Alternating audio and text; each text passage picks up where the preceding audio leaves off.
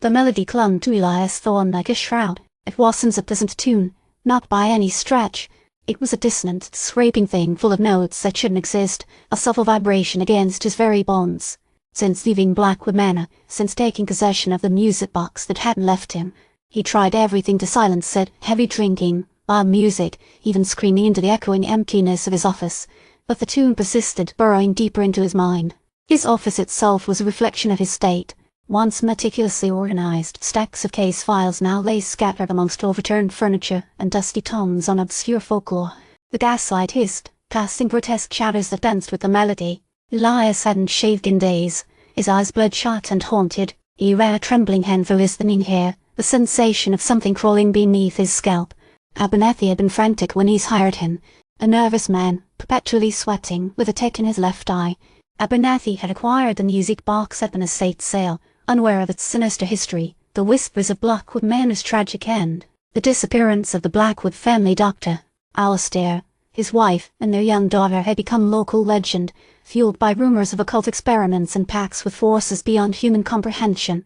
The music box was supposedly the key. Elias had gone to Blackwood Manor, with a mixture of professional curiosity and a cynical dismissal of the local law. The house itself had been oppressive, a labyrinth of shadowed hallways and decaying grandeur. Dr.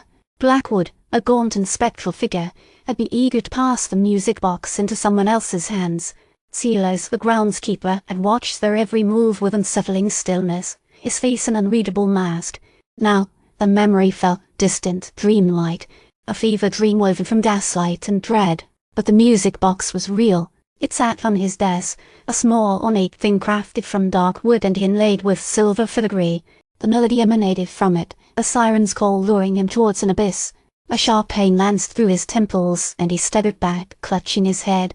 Visions flooded his mind, their swirling nebulae, cyclopean structures rising from black oceans, and faces, grotesque, alien faces, whispering his name. The melody intensified, resonating within his very soul. He saw Silas, the groundskeeper, standing before him, his eyes glowing with an unearthly light. The ritual must be completed, Silas intoned, his voice no longer the gravelly whisper Elias remembered, but a resonant, inhuman drone. The connection must be re-established. Elias tried to scream, but the sound caught in his throat, strangled by an unseen force. His limbs felt heavy, unresponsive. He looked down at his hands and gasped. They were no longer his. The skin was stretched taut, the knuckles elongated, the nails thickened and sharpened. Dark veins pulsed beneath the surface, glowing with the same unearthly light he'd seen in Silas's eyes. The transformation was complete. He was no longer Elias Thorne, private investigator. He was something else, something other. He rose from his chair, his movements stiff and unnatural. The music box pulsed in his grasp, the melody now a triumphant anthem. He walked to the window, gazing out at the rain-swept streets of the city. A new purpose filled him, a call, alien directive. He had to find others like Abernathy, others who could be prepared. Abernathy, the thought was a fleeting intrusion, a ghost of his former self. He remembered the anxious look in the antique dealer's eyes, the desperate plea to end the curse. Abernathy hadn't been strong enough, but Elias no, **He was. He would ensure Abernathy's sacrifice served its purpose. A soft knock on the door. Elias turned, his face a mask of serene emptiness. "Enter," he said, his voice a chilling echo of his former self.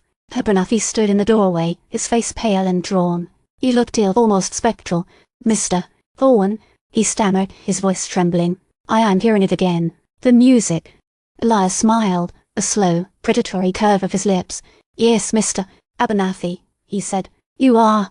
He held out his hand, and the music box pulsed in his grasp, its melody now a deafening roar. "Join me," Elias said, his voice resonating with the cold, alien power of the old ones. "There is so much to be done." Abernathy's eyes widened in terror. He opened his mouth to scream, but no sound came out. He staggered back, collapsing onto the floor, clutching his head.